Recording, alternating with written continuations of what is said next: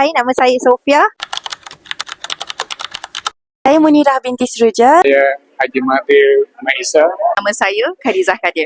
Saya Afiqah Rostam. Hai, nama saya Aida. Hai, saya Aina.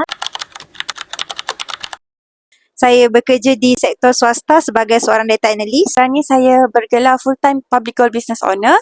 Saya seorang wealth advisor. Saya seorang suri rumah. Full-time PGBO. Saya sebagai QA Assistant. Orang anak muda berumur 26 tahun. Saya suka travel. Antara benefit bila kita buat business public goal adalah kita boleh unlock VVIP trip. Saya nak capai ultimate time and financial freedom, insyaAllah. Freedom of time, freedom of money.